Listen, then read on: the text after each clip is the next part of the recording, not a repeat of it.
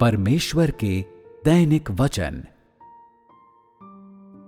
मनुष्य की पारंपरिक धारणाओं में परमेश्वर का प्रेम मनुष्य की निर्बलता के लिए उसका अनुग्रह, दया और सहानुभूति है। यद्यपि ये बातें भी परमेश्वर का प्रेम हैं, परंतु वे अत्यधिक एक तरफा हैं और वे प्राथमिक माध्यम नहीं हैं जिनके द्वारा परमेश्वर मनुष्य को सिद्ध बनाता है।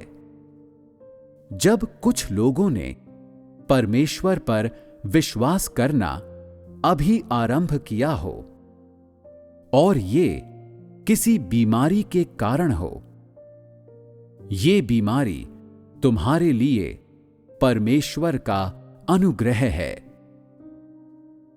इसके बिना तुम परमेश्वर पर विश्वास नहीं करते, और यदि तुम परमेश्वर पर विश्वास नहीं करते तो तुम यहां तक नहीं पहुंच पाते।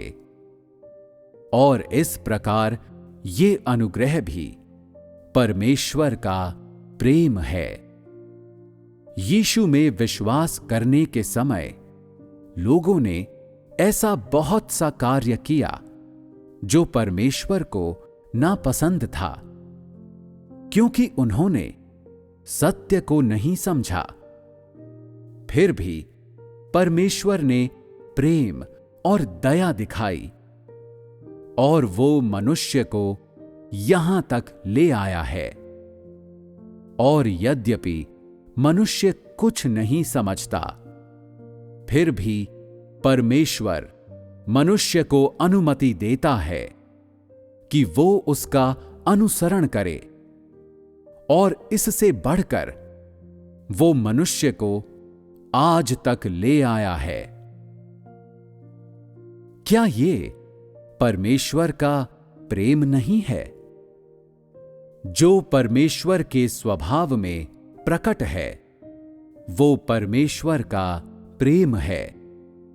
ये बिल्कुल सही है।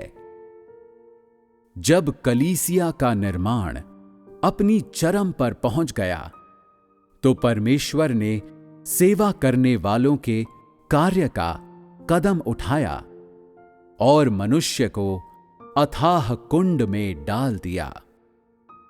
सेवा करने वालों के समय के शब्द सभी शाप थे।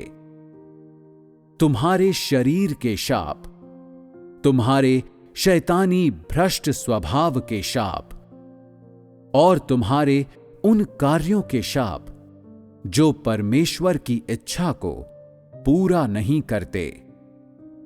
उस कदम पर परमेश्वर के द्वारा किया गया कार्य भव्य रूप में प्रकट हुआ, जिसके ठीक बाद परमेश्वर ने ताड़ना के कार्य का कदम उठाया, और उसके बाद मृत्यु का क्लेश आया। ऐसे कार्य में मनुष्य ने परमेश्वर के क्रोध, भव्यता, न्याय और ताड़ना को देखा, परंतु साथ ही उसने परमेश्वर के अनुग्रह को भी देखा और उसके प्रेम और दया को भी। जो कुछ भी परमेश्वर ने किया, और वो सब जो उसके स्वभाव के रूप में प्रकट हुआ, वो मनुष्य के प्रति प्रेम था। और जो कुछ परमेश्वर ने किया, वो सब मनुष्य की आवश्यकताओं को पूरा करने के योग्य था। उसने ऐसा मनुष्य को सिद्ध बनाने के लिए किया, और उसने मनुष्य की क्षमता के अनुसार उसकी जरूरतें पूरी की। यदि परमेश्वर ने ऐसा नहीं किया होता, तो मनुष्य परमेश्वर के समक्ष आने में असमर्थ होता और परमेश्वर के सच्चे चेहरे को देखने का उसके पास कोई तरीका नहीं होता।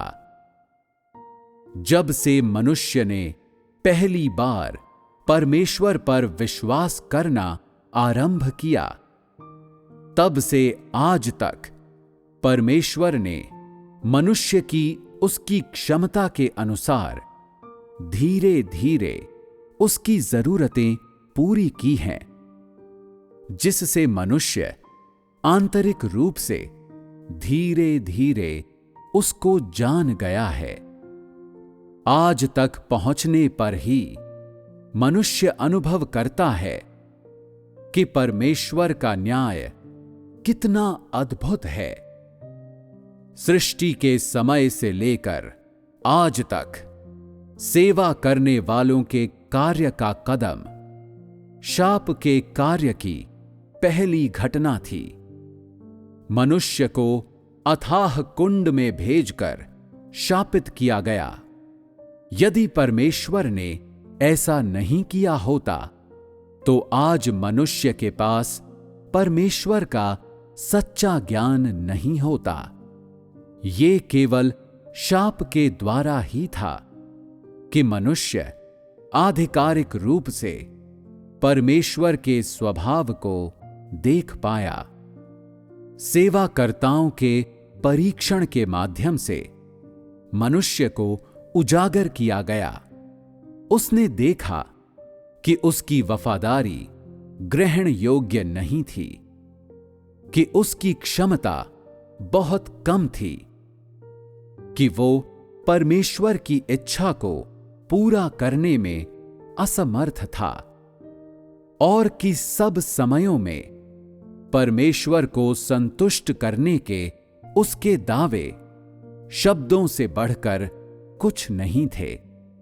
यद्यपि सेवा करने वालों के कार्य के कदम में परमेश्वर ने मनुष्य को शापित किया, फिर भी आज के समय से देखें तो परमेश्वर के कार्य का वो कदम अद्भुत था। ये मनुष्य के लिए एक बड़ा निर्णायक मोड़ लेकर आया और उसके जीवन के तरीके में बड़ा बदलाव किया। सेवा करने वालों के परीक्षण से पहले मनुष्य जीवन के अनुसरण परमेश्वर में विश्वास करने के अर्थ या परमेश्वर के कार्य की बुद्धि के बारे में कुछ नहीं समझता था, और न ही उसने ये समझा कि परमेश्वर का कार्य मनुष्य को परख सकता है। सेवा का कार्य करने वालों के समय से लेकर आज तक मनुष्य देखता है कि परमेश्वर का कार्य कितना अद्भुत है।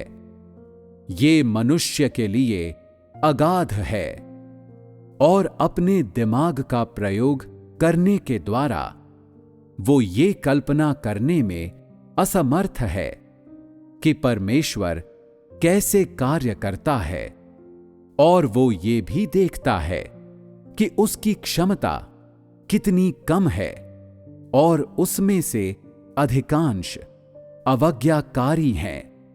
जब परमेश्वर ने मनुष्य को शापित किया तो वो एक प्रभाव को प्राप्त करने के लिए था, और उसने मनुष्य को मार नहीं डाला। यद्यपि उसने मनुष्य को शापित किया, उसने ऐसा वचनों के द्वारा किया, और उसके शाप वास्तव में मनुष्य पर नहीं पड़े, क्योंकि जिसे परमेश्वर ने शापित किया वो मनुष्य की अवज्ञाकारिता थी। इसलिए उसके शापों के वचन भी मनुष्य को सिद्ध बनाने के लिए थे। चाहे परमेश्वर मनुष्य को न्याय दे या उसे शाप दे, ये दोनों मनुष्य को सिद्ध बनाते हैं। दोनों उसे सिद्ध बनाने के लिए हैं जो मनुष्य के भीतर अशुद्ध है। इस माध्यम के द्वारा मनुष्य शुद्ध किया जाता है और जिस चीज की मनुष्य में कमी होती है उसे परमेश्वर के वचनों और कार्य के द्वारा पूर्ण किया जाता है। परमेश्वर के कार्य का प्रत्येक कदम, चाहे ये कठोर शब्द हो, न्याय हो या ताड़ना हो, मनुष्य को सिद्ध बनाता है और ये बिल्कुल सही है। सदियों से कभी परमेश्वर ने ऐसा कार्य नहीं किया है। आज वो तुम्हारे भीतर कार्य करता है ताकि तुम उसकी बुद्धि को सराहो। यद्यपि तुमने अपने भीतर कुछ पीड़ा को सहा है, फिर भी तुम्हारे हृदय अटल महसूस करते हैं और शांतिमय भी। ये तुम्हारे लिए आशीष है कि तुम परमेश्वर के कार्य के इस चरण का आनंद ले सकते हो।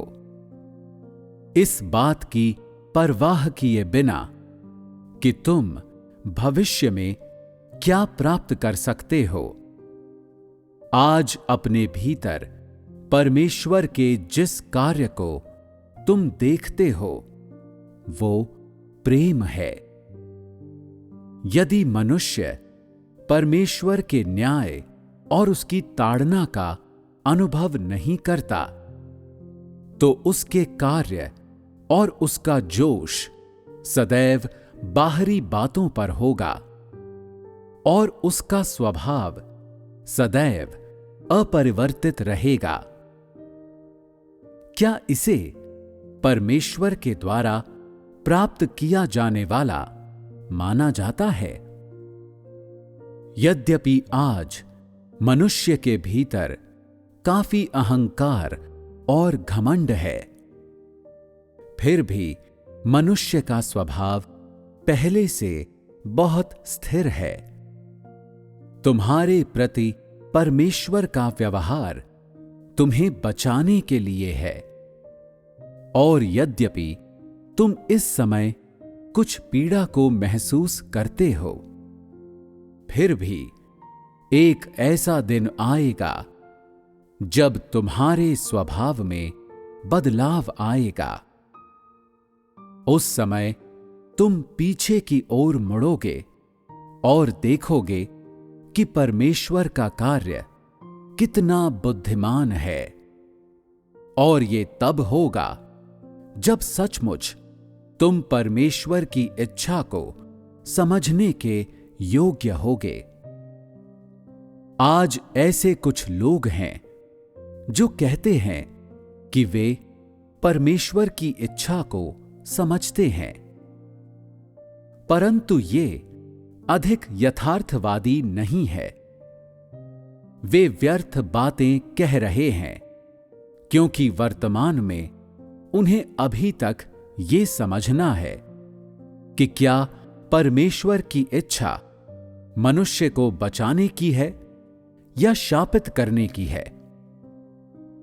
शायद तुम इसे अभी स्पष्टता से नहीं देख सकते, परंतु एक दिन आएगा जब तुम देखोगे कि परमेश्वर की महिमा का दिन आ गया है और तुम देखोगे कि परमेश्वर से प्रेम करना कितना अर्थपूर्ण है, जिससे तुम मानवीय जीवन को जान सकोगे और तुम्हारा शरीर परमेश्वर से प्रेम करने के संसार में रहेगा। तुम्हारी आत्मा स्वतंत्र कर दी जाएगी। तुम्हारा जीवन आनंद से भरपूर हो जाएगा और तुम सदैव परमेश्वर के करीब रहोगे और सदैव परमेश्वर की ओर देखोगे। उस समय तुम सचमुच जान जाओगे कि परमेश्वर का कार्य आज कितना कीमती है।